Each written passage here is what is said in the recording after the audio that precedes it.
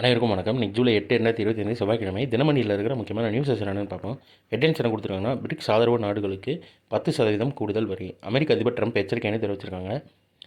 Japan, தென்கொரியாவுக்கு 25% கூடுதல் வரி விதிக்கப்படுகிறது. இதற்கு பதிலடியாக அந்த நாடுகள் வரி விதித்தால் மேலும் வரி அதிகரிக்கப்படும்னு ட்ரம்ப் தெரிவிச்சிருக்கதா சொல்லியிருக்காங்க. அடுத்ததாக ஜப்பான் கடலோர காவல்படை கப்பல் சென்னை துறைமுகம் அருகேன்னு தெரிவிச்சிருக்காங்க. ஜப்பான் நாட்டின் கடலோர காவல்படையின் இஸ்டுகுசிமா அப்படின்ற கப்பல் சென்னை துறைமுகத்தை திங்கட்கிழமை வந்து அடைந்ததுன்னு தெரிவிச்சிருக்காங்க. பேர் மட்டும் பார்த்து வச்சுக்கோங்க.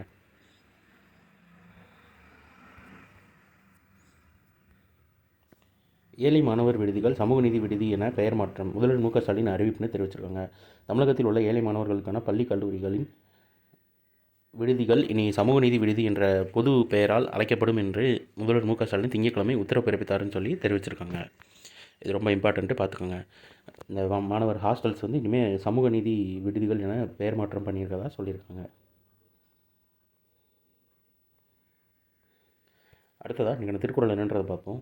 சூழாமல் தானே முடிவெய்தும் தம் குடியை தாழாது உணர்த்துபவருக்கு, தம் குடி உயர்வதற்கான செயலை விரைந்து முயன்று செய்பவருக்கு அவர் ஆராயாமலேயே அச்செயல் தானே நிறைவேறும்னு குடி செயல் வகைன்ற அதிகாரத்தில் திருவள்ளுவர் சொல்லியிருக்காரு.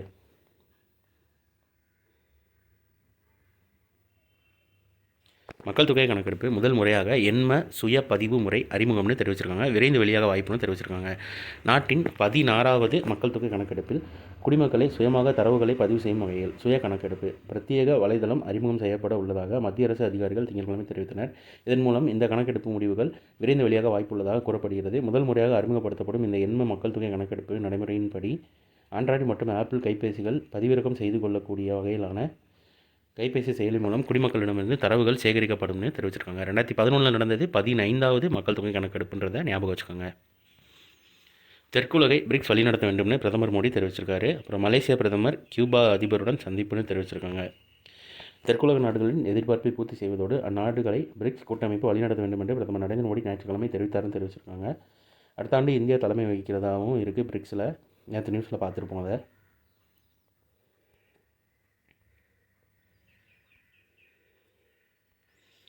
இராணுவத்தின் உயர் விருதுகள் பெறும் அக்னி வீரர்களுக்கு நிரந்தர பணின்னு தெரிவிச்சிருக்காங்க.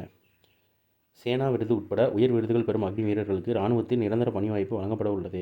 அதேபோல் சர்வதேச அளவிலான விளையாட்டுப் போட்டிகளில் பங்கேற்கும் அக்னி வீரர்களுக்கு 4 ஆண்டு கால இராணுவ சேவை நிறைவடைந்த பின் 25% பேருக்கு நிரந்தர பணி வழங்கும் நடைமுறையின் கீழ் தேர்வு செய்யப்பட உள்ளனர். இராணுவத்தில் ஒப்பந்த அடிப்படையில் இளைஞர்களை சேர்க்கும் அக்னிபாத் திட்டத்திற்கு கடந்த 2022 ஜூன் 14 மத்திய அமைச்சரவை ஒப்புதல் அளித்தது.